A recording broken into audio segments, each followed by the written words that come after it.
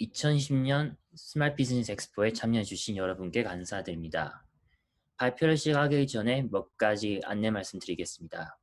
저는 이번 세션 사회자로 카이타에서 회장 직책을 맡은 브라이언트 선입니다.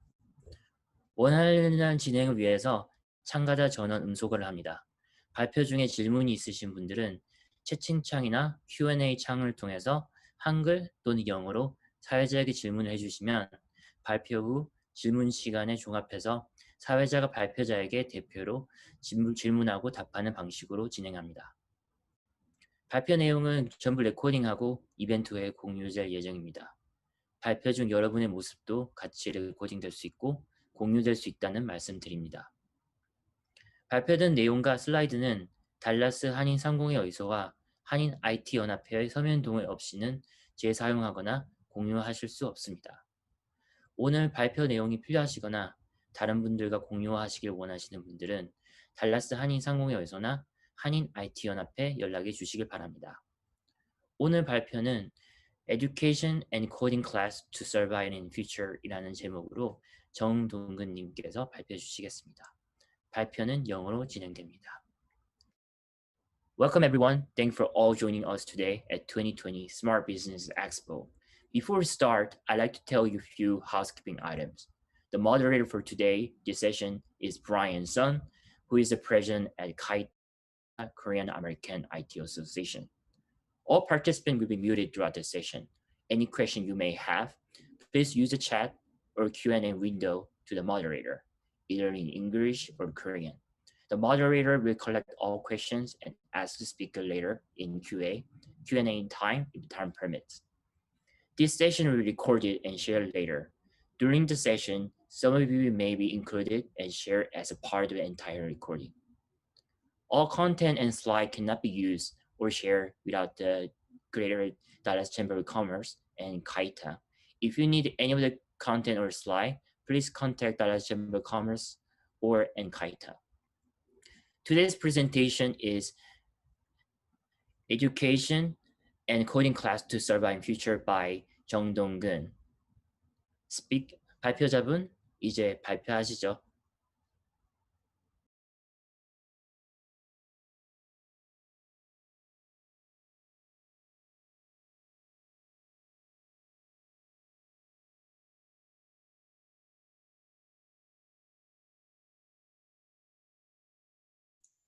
예, 안녕하세요. 들리십니까?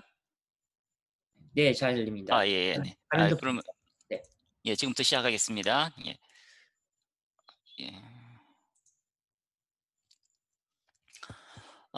예, 안녕하십니까. 저는 모바일 앱 개발자 겸 교재 저자 정동근입니다. 4차 산업혁명 시대에 어떻게 해야 지금의 청소년들이 그리고 우리들이 앞으로 성장할 수 있을지에 대해서 오늘 말씀을 드리겠습니다. 이 강연은 한국어로 진행이 될 겁니다. The presentation will be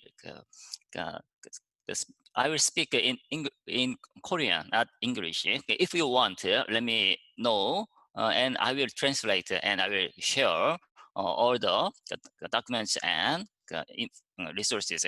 Thank you. 예, 진행하겠습니다. 어쩜 대부분의 사람들이 이미 다 알고 있는 내용일지도 모르겠습니다. 그리고 대부분의 사람들이 공감은 하면서도 막상 실천은 못하는 내용이기도 합니다. 저는 이제까지 16년 동안 개발자로 근무했었고 6건의 코딩 교재를 집필했습니다. 현재는 디트로이트에서 자동차용 안드로이드 앱 개발을 하고 있습니다. 저는 한 가지 질문으로 이 강연을 시작하고자 합니다. 이 네모에 들어갈 문장은 무엇일까요? 교사가 학생에게 가르쳐야 할 가장 중요한 한 가지는 네모이다. 이 문제에 정답은 없습니다. 수많은 정답이 존재할 수 있습니다. 시간 날 때 여러분도 고민을 해보시기 바랍니다. 제 개인적인 생각은 이 강연의 마지막에 말씀드리도록 하겠습니다. 지금 우리는 4차 산업혁명이 시작된 시점에 살고 있습니다. 1차 산업혁명은 증기교환의 발명으로 인간의 육체 노동을 대신하는 기계가 처음으로 등장하였습니다. 최초의 자동차도 이때 발명되었습니다. 2차 산업혁명은 전기와 컨베이어 벨트의 발명으로 공장에서 대량 생산이 가능해졌습니다. 서민들도 여러 가지 생필품들을 구매할 수 있게 되었습니다. 기계의 연료가 석탄에서 석유로 바뀐 것도 이 시기입니다. 3차 산업혁명은 우리가 살았었죠. 퍼스널 컴퓨터, 인터넷, GUI 방식의 운영체제가 등장해서 기계가 인간의 정식 노동을 대신하기 시작했습니다. 모든 사람들의 생활 방식을 바꿔준 스마트폰도 이 시기에 등장했습니다. 산업혁명은 인간의 생활과 업무 능력을 편리하게 바꿔줬어요.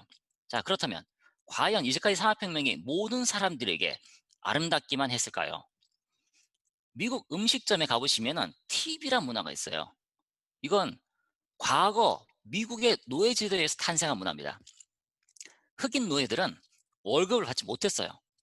그래서 백인들이 흑인들에게 굶어 죽지 않을 정도의 돈을 줬어요. 이것이 팁의 시초입니다. 노예 해방 이후에 흑인들은 자유를 얻었습니다만 과연 이것으로 흑인들은 행복해졌을까요? 흑인들이 자유를 얻음과 동시에 그들은 집과 식량도 잃었습니다. 이제 그들의 생존을 신경 써주는 사람은 자기 자신밖에 남지 않게 되었습니다. 자유인이 된 흑인들은 자신이 일하던 목화 농장으로 돌아가서 월급을 받고 일을 계속했습니다. 하지만 농장 주인들은 이제까지 없었던 지출을 달가워하지 않았고 마침내 그들은 답을 찾았습니다. 늘 그러했듯이 트랙터와 각종 기계 장비를 들여와서 인간의 노동을 대신했어요. 흑인 노동자들은 할 일이 사라지니 몸이 편해졌죠. 그리고 당연히 일자리도 사라졌습니다. 농장에서 쫓겨난 흑인들은 도시로 이주를 했어요. 산업혁명 시대에는 도시를 중심으로 공장이 많이 세워졌습니다. 하지만 도시에도 일자리는 없었습니다. 자동으로 돌아가는 컨베이너 벨트 덕분에 100명이 하던 일을 1명이 할 수 있게 됐어요. 일을 구하는 사람은 많은데 일자리는 적으니 인건비는 내려갑니다. 흑인들은 값싼 월급을 받으면서 일을 했고 그나마도 구하기가 하늘의 별 따기였습니다. 결국 시골에서도 도시에서도 환영받지 못한 흑인들은 빈민층으로 전락하고 말았습니다. 그리고 이것이 그리 멀지 않은 미래에 우리와 우리의 자녀들에게 닥칠 현실입니다. 1, 2, 3차 산업혁명은 소비자의 입장에서 분명 큰 축복이었습니다. 많은 노동자들이 일터에서 쫓겨났지만 어떤 노동자들에게는 기회이기도 했습니다. 예를 들어서 기계 관련 기술이나 전기 기술을 배운 사람들은 1, 2차 산업혁명에서 좋은 대우를 받았습니다. 3차 산업혁명 시대에는 한번 기억해 보세요. 우리가 경험했던 거예요. 인쇄소에서 활자를 조합하는 기술자는 일자리를 잃었습니다. 반대로 컴퓨터로 타이핑하는 사람은 구직에 성공을 했어요. 4차 산업혁명은 이제까지와는 좀 다릅니다. 1, 2차 산업혁명 시절에 기계가 인간의 육체 노동을 대신했고요. 3차 산업혁명 시절에는 기계가 인간의 정신 노동을 도왔습니다. 하지만 4차 산업혁명 시절에는 기계가 아예 인간의 정신 노동을 대신하게 됩니다. 인간처럼 생각하고 자아를 가진 초지능의 출현은 물론 그건 걱정 안 해도 됩니다. 아직도 요원한 일입니다. 하지만 자동차 운전, 전화상담, 환자의 의료 진단, 약사의 업무, 물건 계산과 판매, 주가 예측, 그리고 여행사의 업무, 이 정도는 현재 인간에서 AI로 대체되고 있습니다. 내일이 아니에요. 지금 오늘 되고 있는 거예요. 앞으로는 더 많은 직업군에서 AI가 침투하게 될 것입니다. 사라지는 직업은 50%가 넘는데 새로 생겨나는 직업은 그것보다 훨씬 못 미치는 겁니다. 그렇다면 미래에는 어떤 직업군이 흥행에 성공을 하고 우리는 어떤 준비를 해야 할까요? 새로 생겨나는 직업 중에서 가장 큰 부분은 역시나 기계를 만드는 분야입니다. 그 중에서도 가장 안정적이고 대우가 좋은 직업은 기획자와 컴퓨터 프로그래머입니다. 기획자는 스티브 잡스처럼 새로운 제품을 상상해내는 사람이고요. 컴퓨터 프로그래머는 그 아이디어를 현실로 구해내는 워즈니악 같은 기술자입니다. 기획자는 창의력이 뛰어나야 하고 현재 구현 가능한 기술에 대해서도 두루두루 알아야 되고 소비자의 니즈를 파악하는 감각도 있어야 돼요. 스티브 잡스 같은 천재 기획자를 양성하려면 창의력을 키워주어야 합니다. 교육은 창의력을 키우는 방향으로 가야 한다는 얘기는 예전부터 교육 전문가들이 끊임없이 했던 말이고, 한국 교육이 정반대로 걸어온 길이기도 합니다. 창의력을 키우기 위해서 자녀들을 어떻게 교육시켜야 할까요? 몇 가지 방법을 소개해 드리겠습니다. 영화 아이언맨의 실제 모델인 일론 머스크 테슬라 사장은 자녀들을 위한 학교를 직접 만들었습니다. 지식 습득이 미래를 살아가는데 전혀 도움이 안 된다고 생각을 했기 때문이죠. 이 학교에서는 대부분의 수업이 토론 위주로 진행이 됩니다. 지식을 주입하는 것이 아니라 학생의 안에 있는 것을 끄집어내는 연습을 하는 것입니다. 창의력 향상을 위한 첫 번째 방법으로 토론을 추천하는 이유는 뇌를 발달시킬 수 있기 때문이에요. 인간을 비롯한 포유류의 뇌는 좌우 두 개로 나뉘어져 있으며 뇌량이라는 통로로 서로 연결이 되어 있어요. 공부를 많이 해서 지식이 많더라도 좌뇌와 우뇌가 서로 유기적으로 연동되지 않으면 지식을 제대로 활용을 하지 못합니다. 뇌가 큰 것보다 뇌를 연결하는 통로가 발달하는 것이 더 중요한 겁니다. 이 뇌량을 발달시키기 위해서 연습이 필요하고 가장 쉬우면서 효과적인 방법이 토론인 것입니다. 뇌에 저장된 지식을 끄집어내고 논리적으로 토론의 주제와 일치하도록 문장을 조합하는 과정에서 뇌량은 많은 활동을 하게 됩니다. 그 결과적으로 뇌가 발달하는 겁니다. 요즘 같은 시대에 지식을 가르치는 것은 중요하지가 않습니다. 부모가 새로운 분야를 자녀에게 소개를 해주고 그에 대해서 호기심을 느끼면 학생 스스로 지식을 찾을 수가 있는 거예요. 두 번째로 추천하는 창의력 중점 교육은 문제 해결 능력 향상입니다. 뇌는 근육과 같습니다. 사용하지 않으면 퇴화하고 많이 사용하면 더 발달하는 것입니다. 자, 이 문제의 답을 한번 생각해 봅시다. 정원이 있다. 이 정원은 세 집의 부인들이 공동으로 손질을 했다. A 부인은 5일간 일하고 B 부인은 4일간 일해서 손질이 모두 끝났는데 C 부인은 임신 중이었기 때문에 일을 할 수 없어서 대신 9만 원을 지불했다. A, B 두 사람은 이 9만 원을 어떻게 나누어야 할까요? 단순하게 생각하면 5만 원, 4만 원 나누면 간단합니다. 하지만 좀 더 깊게 생각하면 답은 6만 원, 3만 원입니다. 3명의 부인들이 똑같이 일을 했다면 서로 돈을 지불할 이유가 없기 때문이죠. 전체 9일짜리 업무를 3명이서 3일씩 일하면 끝나는 일이라고 가정을 해봅시다. 그래서 A 부인이 이틀을 추가로 일했고 B 부인은 하루를 더 일했기 때문에 2대 1로 나누는 것이 공평한 겁니다. 이런 문제를 학생들에게 제시를 해주고 스스로 답을 찾는 연습을 시키면 문제 해결 능력이 향상됩니다. 모범 답안을 맞추는 것은 중요하지 않습니다. 시간을 가지고 생각을 한다는 그 자체가 중요한 거예요. 그리고 현실에서 마주하게 되는 문제에는 정답이란 존재하지 않습니다. 그 상황에 좀 더 올바른, 좀 더 나은 방법이 있는 것뿐입니다. 다음으로 컴퓨터 프로그래머를 양성하는 코딩 교육에 대해 말씀드리겠습니다. 4차 산업혁명 시대에 가장 많이 생겨나는 일자리는 컴퓨터 프로그래머입니다. 그래서 요즘 코딩 교육이 뜨는 겁니다. 미취학 아동이나 초등학생이 할 수 있는 코딩 교육 교재 몇 가지를 소개해 드리겠습니다.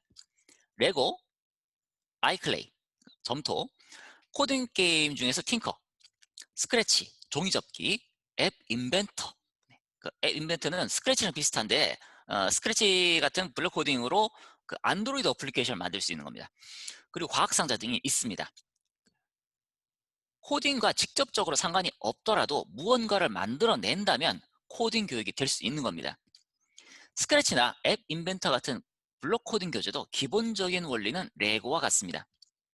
어린 학생이 손으로 쥐고 새로운 것을 창조한다는 점에서 저는 레고가 스크래치보다 더 좋은 코딩 교육이라고 생각합니다. 블록 코딩도 흥미를 유발시키는 데는 좋은 교육이지만 실전에서는 사용되지가 않아요. 중학교부터는 실전에 사용되는 코딩 기술을 배우는 것이 좋습니다. 한국인들이 중고등학교 6년 동안 영어를 배우는데도 외국인과 한마디도 하지 못하는 이유는 이론 교육이 부족해서가 아니라 실습이 없기 때문입니다. 네, 저도 미국 처음 와서 그랬어요. 네, 그냥 업어버리기만 했어요. 네. 그래서 코딩 학원이나 교사를 선정할 때는 두 가지를 기억하시기 바랍니다. 첫째, 실전에 사용되는 기술인가? 컴퓨터 프로그래머가 되기 위해서는 반드시 컴퓨터 언어를 다룰 줄 알아야 됩니다. 언어는 다른 사람과 소통하기 위한 도구죠. 컴퓨터 언어는 인간이 기계와 대화하기 위한 도구입니다. 현재 가장 많이 사용되는 컴퓨터 언어는 다음과 같습니다.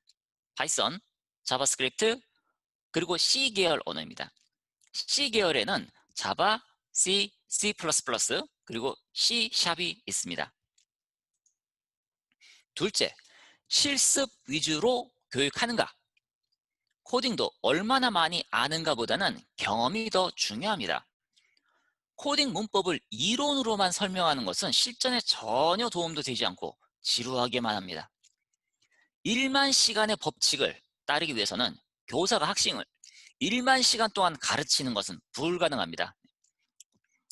제가 1년에 그 학생을 50시간 가르쳐요. 한 주에 2시간씩이면. 자, 그러면 1만 시간을 가르치려면은 100년을 가르쳐야 됩니다. 네, 말이 안 되죠. 학생 스스로 공부에 전념을 해야 하며, 그러기 위해서는 공부에 흥미를 느껴야 됩니다. 이론 교육은 단기간에 많은 지식을 전달하는 방법이 아니라 학생이 공부에 회의를 느끼고 자기 주도 학습에서 멀어지게 만드는 식민지 시대의 악습인 겁니다. 저는 어린 학생들이 재미있게 코딩을 배울 수 있게 하기 위해서 몇 가지 교재를 제작해서 지도를 하고 있습니다. 첫 번째, 마인크래프트 게임 조작으로 배우는 파이썬. 두 번째, 안드로이드 앱 개발로 배우는 자바. 세 번째, 3D 게임 개발로 배우는 C#. 매 수업 시간마다 간단한 게임을 하나씩 만들어 나가면 학생은 흥미를 느끼게 되고 스스로 더 열심히 하게 됩니다. 제가 일주일에 2시간씩 1년 동안 가르친 학생, 중학생 중에서 한 명은 스스로 테트리스 게임을 개발을 했습니다. 1시간짜리 코딩 수업은 다음과 같은 순서로 진행이 됩니다. 첫째, 오늘 무엇을 만들지를 설명합니다. 둘째, 목표를 만들기 위해서 어떤 기술이 필요한지를 설명합니다. 셋째, 실습을 통해서 기술을 학습합니다.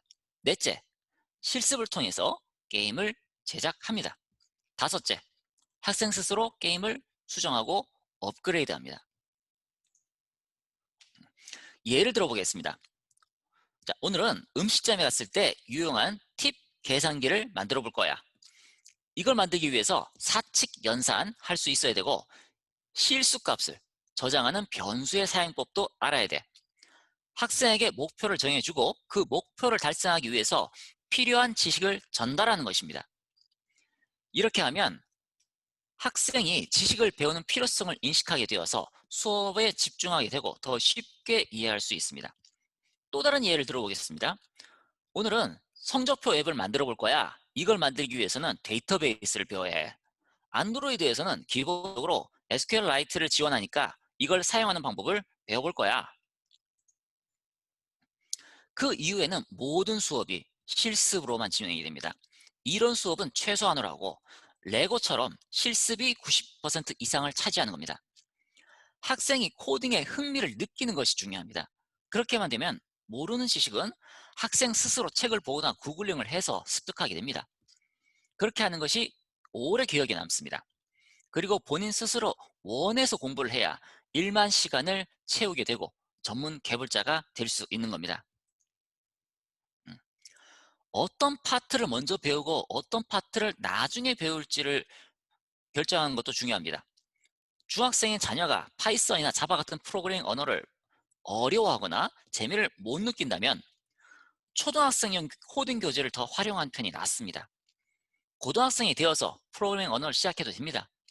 학생이 준비가 안 된 상태에서 억지로 코딩을 배우면 학생의 무의식에 이런 생각이 자리 잡게 됩니다. 코딩은 재미가 없더라. 이것은 매우 안 좋은 결과를 가져올 수 있으며 천천히 가더라도 학생 스스로 재미를 느끼는 것이 매우 중요합니다. 우울증이나 ADHD 증상이 있는 학생들은 무리하게 코딩을 배울 필요가 없습니다. 현재 본인이 좋아하는 곳에 전념을 하다가 치료가 끝나거나 성인이 되어서 본격적인 코딩 공부를 시작해도 늦지 않습니다. 천천히 가더라도 한 계단씩 확실히 가는 것이 서둘러서 기초공사를 망치는 것보다는 훨씬 더 낫습니다. 준비가 안 된 학생에게 높은 수준의 교육은 선행과 같습니다. 저는 이 선행학습이 위험하다고 생각합니다. 그래서 저는 어렵고 복잡한 개념은 가능한 나중에 가르칩니다. 한 가지 예를 들자면 저는 객체지향, 오브젝트 오리엔티드 프로그래밍을 매우 중요하게 생각합니다. 대부분의 코딩 교육에서 변수, 조건문, 반복문, 배열 이런 기초 문법을 배운 다음에 OOP로 넘어가는 것이 일반적입니다. 저는 좀 생각이 다릅니다. 제가 학생들에게 자바를 가르칠 때의 순서는 다음과 같습니다. 첫째, 자바 기초. 둘째, 안드로이드 API 기초. 셋째, 여러 가지 간단한 안드로이드 앱을 개발. 넷째, OOP 교육. 다섯째, 이미 만들었던 앱을 OOP를 적용해서 다시 개발합니다. OOP를 제대로 이해하려면 학생이 그 필요성을 느껴봐야 됩니다. OOP를 사용하지 않은 상태에서 개발을 하고 유지보수를 해보면 수정과 앱 업그레이드라는 작업이 얼마나 어려운지를 확실히 알게 됩니다. 그 다음에 OOP로 작업을 하면 왜 객체 지향이 필요한지를 깨달을 수가 있습니다. 선행학습이 왜 위험한지 예를 들어서 설명해 보겠습니다. 속독법을 배우게 되면 한두 시간 만에 책 한 권을 처음부터 끝까지 읽을 수 있습니다. 하지만 속독법을 배운 사람은 대부분이 후회합니다. 글자가 너무 빨리 지나가서 그 의미를 제대로 파악하지 못하기 때문입니다. 영화 한 편을 5분짜리 리뷰로 본 거랑 비슷하다고 생각하게 됩니다. 구구단도 마찬가지입니다. 구구단을 달달 외우면 숫자 계산을 하는데 편합니다. 하지만 상대적으로 덧셈 개념은 약해집니다. 같은 덧셈을 여러 번 반복하는 과정을 통해서 곱셈에 익숙해지는 것이 가장 좋습니다. 이런 연습을 통해서 곱셈에 대한 개념이 머릿속에 자리 잡는 것입니다. 구구단을 달달 외우게 되면 계산은 빠르게 할 수 있지만 개념이 잡히지는 않습니다. 개념 없이 외우기만 했으니 더 높은 단계로 발전하지 못하고 그 자리에서 멈춰버리게 되는 것입니다. 그래서 학생이 프로그래밍 언어를 어려워하면 나중으로 미루는 것이 더 낫고 객체 지향은 여러 가지 앱을 충분히 만들어 본 이후에 시작하는 것이 더 낫습니다. 지금까지 창의력을 향상시키고 코딩을 효율적으로 배우는 방법에 대해서 말씀드렸습니다. 그리고 제가 제시한 방법들을 잘 생각해보면 한 가지 의문이 될 겁니다. 토론, 창의력 문제, 게임 만들기 이런 것들로 어떻게 성적을 측정할 수 있을까? 네, 그렇습니다. 미래에 도움이 되는 교육은 숫자로 표시된 성적으로 측정할 수 없습니다. 할 수 있다 하더라도 하지 않는 편이 더 낫습니다. 왜냐하면 중요한 것은 결과가 아니라 과정이기 때문입니다. 토론에 점수를 매기는 것은 참으로 어려운 일입니다. 창의력 문제는 점수를 매길 수 있습니다. 하지만 저는 권하고 싶지 않습니다. 정답을 맞추려면 정답이 존재해야 되는데 그렇다면 창의력 문제라고 할 수 없기 때문입니다. 학생 스스로 답을 찾기 위해서 시간을 두고 고민을 한다는 그 자체가 중요한 겁니다. 코딩 교육은 학생이 여러 가지 다양한 게임이나 앱을 스스로 만들어 보는 것이 중요합니다. 평가를 위해서 단편적인 코딩 문법을 문제로 출제하는 것은 바람직하지 않습니다. 문법을 모른다면 구글 신에게 물어보면 그만이기 때문이에요. 코딩 실력을 평가하고 싶다면 게임이나 앱을 학생 스스로 만드는 형식으로 진행하는 편이 바람직합니다. 한국식 교육에 익숙한 분들은 성과가 눈에 보이지 않는 교육에 불안을 느낄 거예요. 네. 한국에 있는 영어 학원에는 레벨 테스트라는 것이 있습니다. 그리고 이 영어 레벨이라는 것은 전 세계에 한국에만 존재합니다. 결과를 중요시 여기는 한국인들을 위해서 영어권 국가에는 없는 영어 레벨이라는 것을 만들어낸 거예요. 지금부터는 이렇게 성과가 눈에 보이지 않는 교육이 어떤 효과를 가져오는지를 실제 예시를 통해서 알려드리겠습니다. 2016년 3월 이세돌 구단과 알파고의 대결이 있었습니다. 구글의 딥마인드에서 학습이 가능한 인공지능을 개발한 이후에 하필이면 바둑을 학습시켰습니다. 이유는 바둑의 경우는 경우의 수가 너무나 많아서 우주에 존재하는 모든 원자의 수를 합친 것보다 더 많은 확률이 존재하기 때문입니다. 그래서 알파고 이전에는 바둑으로 사람을 이기는 인공지능이 존재하지 않았습니다. 5판의 대결에서 이세돌은 4판을 이기고 이세돌은 4판을 지고 한 판을 이겼습니다. 그리고 이것은 인간이 바둑으로 기계를 이긴 마지막 승리로 역사에 기록되었습니다. 그 이후로는 세계 1위의 커제를 비롯해서 그 누구도 알파고를 이기지 못했어요. 오늘 제가 말씀드린 사람은 이세돌 기사가 아닙니다. 알파고를 개발한 사람은 데미스 하사비스입니다. 4살 때부터 체스를 시작했고 16세 때 세계 유소년 체스 대회 2위에 등극했습니다. 17세에 컴퓨터 게임을 개발했고 흥행에도 성공했습니다. 그 후 대학에서 인공지능을 공부했고 2010년에 딥마인드 테크놀로지라는 인공지능 개발 회사를 설립합니다. 2014년에 이 회사는 구글의 자회사가 되고 데미스 하사비스는 AI 개발을 계속합니다. 오늘 제가 말씀드릴 사람은 데미스 하사비스가 아닙니다. 만약 이 사람이 세계 유소년 체스 대회에서 1등을 했다면 어쩌면 체스 프로 기사의 길을 갔을지도 모르고 그랬다면 세계의 역사도 바뀌었을 겁니다. 그 대회에서 데미스 하사비스는 여성 체스 기사에게 패배했고 큰 충격을 받았습니다. 그런데 이 여성 체스 기사가 정말 대단한 사람이었습니다. 유디트 폴가는 헝가리에서 태어나서 어릴 때부터 체스를 두었습니다. 그리고 15세의 나이로 세계 최연소 체스 그랜드 마스터가 되었어요. 체스는 전략과 공간 지각력이 아주 중요한 스포츠라서 남성이 여성보다 더 유리합니다. 그런데 유디트 폴가는 15세라는 어린 나이에 체스 그랜드 마스터에 등극했습니다. 그래서 세계 10대 천재에도 이름이 올랐습니다. 큰언니 수잔 폴가도 대단한 체스 선수였습니다. 15세에 세계 여성 체스 기사 1위에 등극했습니다. 오늘 제가 말씀드릴 사람은 유디트 폴가도 아니고 수잔 폴가도 아닙니다. 오늘의 주인공은 이 자매의 아버지 라슬로 폴가입니다.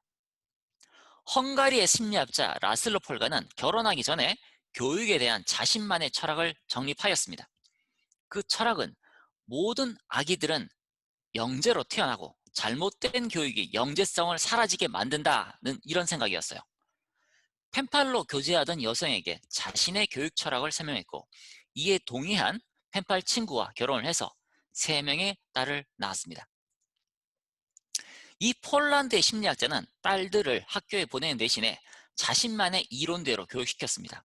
그 결과 3딸을 모두 훌륭한 체스 기사로 키워냈어요. 이 심리학자의 교육 철학은 크게 2가지입니다. 첫째, 화목한 가정. 유아기 때 지속적으로 스트레스에 노출된 아이의 뇌는 사랑받으며 자란 아이보다 크기가 훨씬 작습니다. 이런 아이는 공부를 해도 성적이 오르지 않고 성인이 되어서도 남들보다 지능이 떨어지게 됩니다. ADHD나 우울증이 나타나는 경우도 흔합니다. 비싼 학습지나 과외보다 부모님의 따뜻한 보살핌이 훨씬 더 중요한 겁니다. 어떤 심리학자는 청소년 시절의 사진을 보면 평생 동안 행복한지 아닌지를 알 수 있다고 합니다. 청소년기에 자연스럽게 웃으면 성인이 되어서도 계속 행복하다는 겁니다. 반대로 표정이 어둡거나 억지로 웃으면 그 후로도 계속 우울한 인생을 살게 됩니다. 이 폴란드 심리학자의 이론 2번째는 아기가 원하는 것을 지원해 준다는 겁니다. 대부분의 부모들은 자녀가 성장해서 사자로 끝나는 직업을 가지기를 원할 겁니다. 진정으로 자식이 행복하기를 바란다면 많은 돈을 벌기보다는 직장에서 일을 하는 순간에도 행복하게 해 주어야 됩니다. 학생이 좋아하는 분야를 발견하면 스스로 공부에 전념하게 되고 다른 사람이 시키지 않아도 1만 시간 동안 스스로 공부해서 그 분야의 전문가가 됩니다. 직장에서 좋은 대우를 받을 수 있고 일하는 재미는 보너스로 따라옵니다. 학생 시절에도 행복하고 그 이후로도 계속 행복한 겁니다. 제가 이렇게 말씀드려도 자식을 키우는 부모 입장에서 확신이 들지 않는 분들이 더 많을 겁니다. 옆집 철수는 수학 과외를 시작했고 조카 영희는 영어 학원에서 레벨 테스트가 올랐다는 소식을 들리면 내가 부모로서 큰 죄를 지은 것 같은 그런 기분이 들 거예요. 인간으로서 시험에 흔들리게 되는 겁니다. 우리는 여기서 다시 데미스 하사비스로 돌아갈 필요가 있습니다. 그의 인생을 다시 한번 되짚어 봅시다. 그는 4살 때 체스를 시작했고 유소년 체스 대회에서 2위에 올랐습니다. 17세에 컴퓨터 게임을 개발했고 사회적으로 성공했습니다. 잘 나가는 회사를 매각하고 대학에서 새로운 공부를 시작했습니다. 그는 자신이 원하는 것을 다 하고 살았고 자신을 위한 인생을 살았습니다. 그래서 어떻게 됐습니까? 세계 최고의 인공지능 전문가가 되었습니다. 여러분들이 자녀 교육에 고민이 생길 때마다 이 사람을 다시 떠올려 보시기 바랍니다. 그러면 자녀를 위해서 최선의 결정을 내리게 될 것이고 그 결과 자녀는 행복하고 성공적인 인생을 살게 될 것입니다. 끝으로 이 강연을 시작할 때 던졌던 질문에 대한 제 개인적인 생각을 말씀드리겠습니다. 교사가 학생에게 가르쳐야 할 가장 중요한 한 가지는 공부는 재미있는 것이다. 이상으로 4차 산업혁명 시대의 생존을 위한 교육에 대한 강연을 마치겠습니다. 감사합니다. 이제까지 정동근이었습니다. 안녕히 계십시오.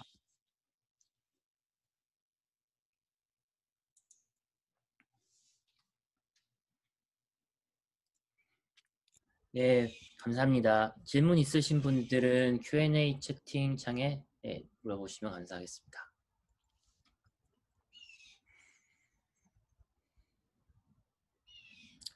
우선은 제가 미리 질문을 한 가지 제가 물어보겠습니다.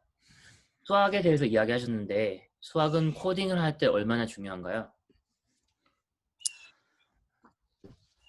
일단 기본적으로 웹 쪽에서는 제가 웹 경험은 없지만 그렇게 많이 사용된다고 생각하지는 않고요. 저는 주로 어플리케이션 쪽을 주로 담당을 했습니다. 근데 제 경험상으로 어플리케이션 개발자로서 가장 많이 사용되는 수학은 삼각함수입니다. 피타고라스 정의, 사인, 코사인, 탄젠트 이쪽이 제일 많이 사용됐고요. 그 외에 다 특별하게 많이 수학이 사용됐던 적은 없어요.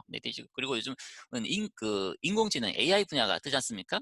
그리고 AI 분야하고 3D 그 그래픽 분야에서는 주로 많이 사용되는 분야가 행렬, 그리고 그 미분적분 이런 쪽이 실제로 사용이 됩니다. 그래서 그 수학을 배워서 거의 실제로 나와서는 거의 사용이 안 되는데요. 제 경험상으로 그 삼각함수하고 행렬, 그리고 그 미분적분은 실제로 사용이 되고 있습니다. 감사합니다. 그리고 또 다른 질문을 물어보면 잠깐만요.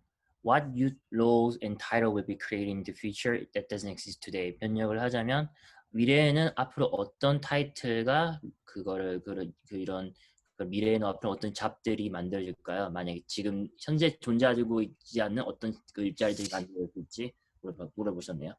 중요한 질문이시네요. 저는 정말 개발자들이 분명히 많아지는 것은 맞습니다.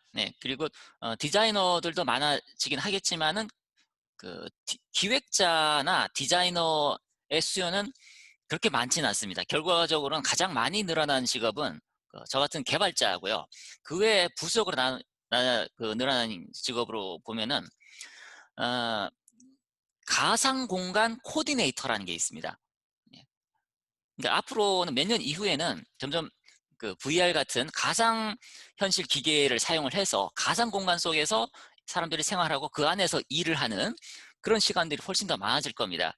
그래서 이제 그 가상 공간을 디자인해주는 그런 직업이 생기는데요. 현재는 없는 직업이에요. 현재로서 가장 비슷한 직업을 꼽으라고 하면은 이 3D 게임의 디자이너, 그 직업과 가장 유사한 직업입니다. 그래서 만약 디자인 쪽으로 가실 거라면은 이 직업이 가장 저는 추천을 해드리고 싶고요. 그리고 생명과학 쪽, 의과 쪽에서 생명과학 쪽은 많이 늘어날 겁니다. 예. 그리고 노인들 헬스케어 쪽 요 분야도 많이 늘어납니다. 그리고 진단 쪽 의사는 많이 줄어들 거예요. 그리고 지금 IBM이 만든 왓슨이라는 인공지능은 현재 이미 진단학과 의사가 하는 일을 대신을 하고 있습니다. 그러면은 점점 줄어들겠죠. 네, 그리고 실제로 미국에서는 마취과 의사가 가장 연봉이 높습니다. 그리고 이 마취과 의사를 대신해주는 인공지능이 이미 개발이 완료됐습니다. 그리고 실제로 수술실에서 그 일을 대신 했어요.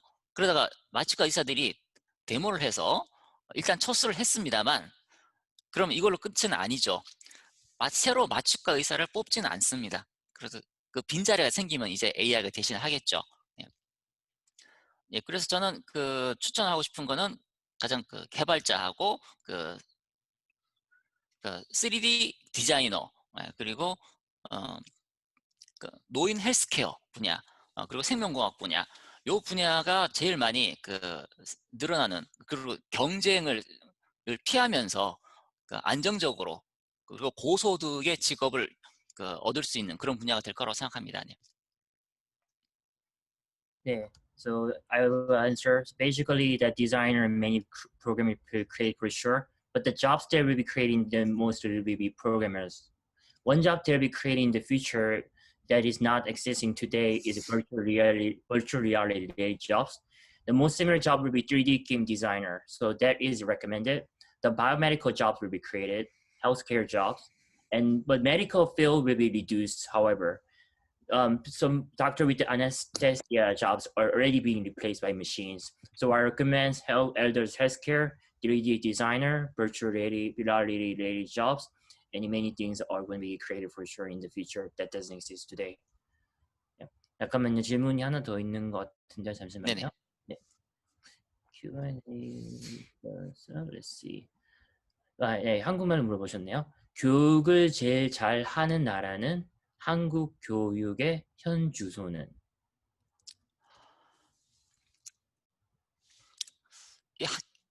전 세계에서 교육이 가장 훌륭한 나라는 딱 1, 2등이 정해져 있죠. 노르웨이와 핀란드입니다. 북유럽 추운 나라요. 거의 그 나라의 교육과 한국의 교육은 거의 비교가 안 되는 수준이라고 생각을 합니다. 한 가지 예를 들면은 그 나라에서는 선생님이 동화를 갑자기 읽어주다가 동화를 읽어주면서 그 나라의 언어를 가르치면서 갑자기 노래를 부릅니다.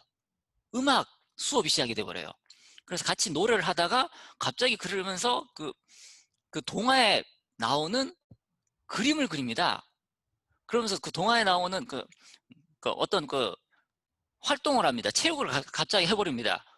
자, 그러니까 이런 식으로 하나의 줄기를 계속 유지를 하면서 모든 과목이 다 같은 시간대에 이루어지는 거예요. 자, 이러면 어떻게 되냐면은 아까 말씀드렸듯이 그냥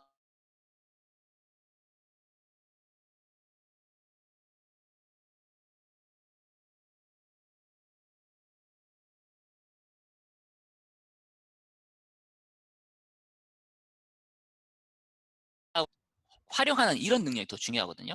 근데 한국에서는 전혀 이런 교육은 이루어지지 않고요. 거의 근처도 못 가고 있습니다. 그래서 저는 그리고 미국에서도 모든 교육은 대학은 그런 거 아니고 특정 대학에서 시도하고 있는 분야에 보면은 대학에서 신입 학생이 들어오면은 가르치는 건 전혀 없고 학생들을 모아가지고 종이 박스를 줍니다. 그러면서 이거 가지고 자전거를 만들으라고 그래요. 근데 이게 실제로 미국 대학에서 실제로 진행되고 있는 수업입니다. 네, 아무것도 가르치지 않고 자기들이 스스로 방법을 찾아서 한 거예요. 제가 아까 말씀드렸던 문제 해결 능력을 실제 현상에서 사회에서 하는 거죠. 전 상당히 이게 좋은 교육이라고 생각합니다. 네. 실제로 전 세계에서 이런 교육은 아주 훌륭한 교육들이 이루어지고 있습니다.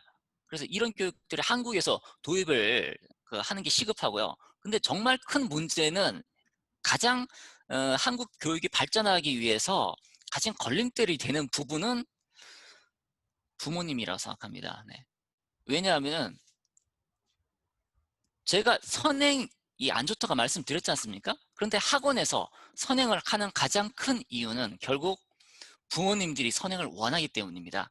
그래서 우리 어린 자녀의 학부모들이 먼저 깨어나서 대안학교나 먼저 창의력을 향상시켜주는 그런 시험 성적 숫자로 된 성적표가 안 나오는 이런 학교에 진짜 모험적으로 모험을 하는 심정으로 학생을 맡기는 거예요. 네, 이런 깨어난 부모들이 많아져야지 정말 한국 교육이 발랄할 수 있다고 생각합니다. 네.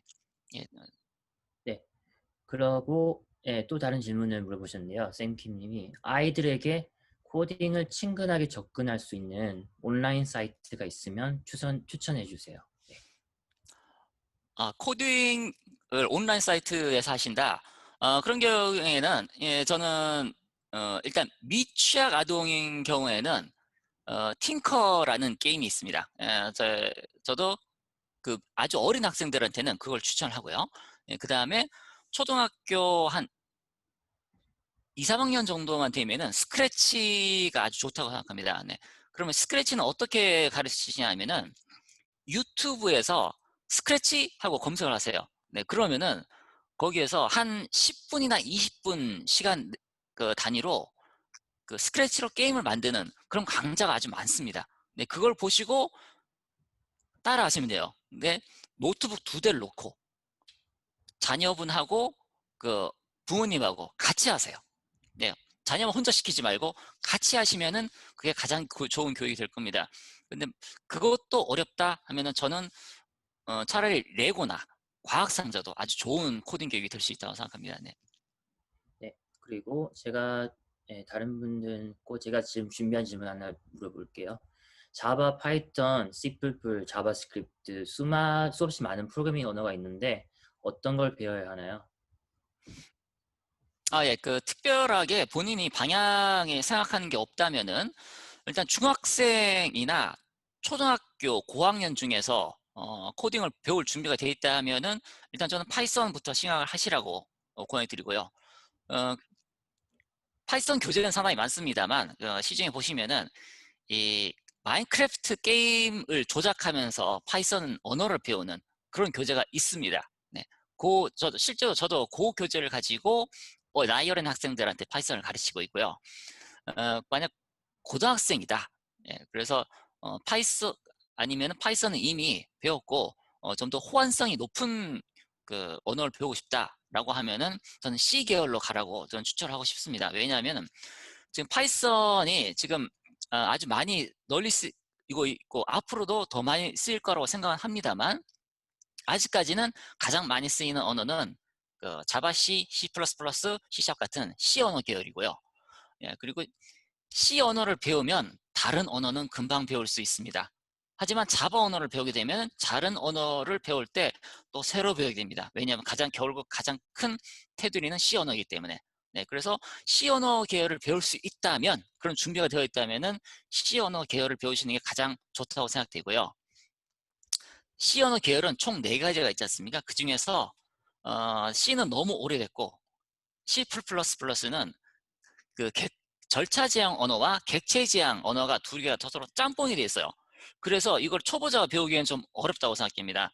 그래서 제가 권해드리는 거는 자바와 C# 이렇게 두 가지가 C 언어로서 좋은 학습 교재가 될 수 있다고 생각해요. 네. 우선은 한 가지 질문 더 드릴게요. 네네. 만약 안드로이드나 iOS 같은 모바일 앱 네. 개발, 아니면 프론트 앱 엔드엔드 개발을 배울 수 있는 선택권이 있다면 어떤 걸 배우는 게 좋을까요? 그리고 어떤 프로그래밍 언어를 배워야 할까요?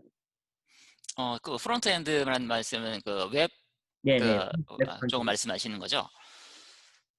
저는 좀 실전적으로 미래지향적으로 봤을 때 저는 이왕이면은 웹이나 서버보다는 이 스마트폰 쪽을 배우시라고 그렇게 권해드립니다. 자, 이유는 아무래도 웹 쪽은 좀 더 쉬울 수는 있습니다. 네, 하지만 그 미래지향적으로 봤을 때 이 웹은 수요가 이미 다 웬만하면 나올 수 있는 건 거의 다 나왔다고 보여지고요. 그리고 이쪽은 경쟁이 너무 심합니다. 예. 그래서 정말 특출나게 그러니까 잘하는 개발자가 아니면은 앞으로 이 시장에서는 살아남기 힘들다고 보여지고요. 그래서 스마트폰 어플리케이션 쪽은 시작된 지 아직 10년밖에 안 됐기 때문에 아직까지는 좀 더 롱런할 수 있다고 생각이 듭니다. 네. 그리고 스마트폰을 계속 개발을 하시다 보면은 서버가 약간 아쉬운 저 같은 경우에는 계속 그 어플리케이션을만 계속 개발해 왔습니다. 그러다 보니까 서버가 필요할 때가 있어요. 근데 이제는 서버도 쉽게 개발을 할 수 있는 저 같은 경우에는 그 스트라피 같은 걸 이용해서 아주 서버를 코딩하지 않고 쉽게 개발을 하고 있습니다. 네, 그래서 저는 이왕이면 스마트폰 쪽으로 하시라고 저는 권해드립니다. 네, 감사합니다. 추가 질문 없는 것 같거든요. 네, 그러면 오늘 참여해주신 여러분들과 발표해주신 주영동근님께 감사드립니다. 앞으로 말씀드린 대로 이 세션은 리코딩되어서 다양한 방법으로 나눌 예정입니다. 오늘 세션을 다시 보고 싶거나 못 보신 세션이 있으면 레코딩 세션으로 확인해 보실 수 있습니다. 오늘 멋진 2020년 스마트 비즈니스 엑스포를 준비해 주신 달라스 한인상공회의소와 세미나에게 도움을 주신 카이타 여러분들께 감사드리며 달라스 한인상공회의소와 카이타에 관해서 더 알고 싶고 궁금하시면 달라스 한인상공회의소의 웹사이트와 카카오톡, 페이스북, 링크드인, 인스타그램, 유튜브 등등 다양한 카이타 SNS를 통해서 혹은 contact@kaita.org 여기 있는 주소로 연락 주시면 감사하겠습니다. 또한 카이타 ORG로 등록하시면 카이타의 업데이트를 뉴스레터로 받으실 수 있습니다. 다른 세션도 많은 참여 부탁드립니다. Thank you for attending session today and thank you Judge Dennis Jung for the awesome presentation. Today's session will be recorded and will be shared in various ways. If you want to watch today's session again or the session you missed, please check for recorded session later. Special thanks to Greater Dallas Korean American Chamber of Commerce and KAITA staff to prepare this wonderful 2020 Smart Business Expo in these hard times. Please visit koreanchamber.org here for more information about Dallas Korean Chamber of Commerce, and please join KAITA through KakaoTalk, Facebook, and various SNS channels. You can also contact us at contact@kaita.org if you have any question. Thank you all again for your participation, and please join us for other sessions as well. Thank you so much. 감사합니다. 네. 감사합니다. 네.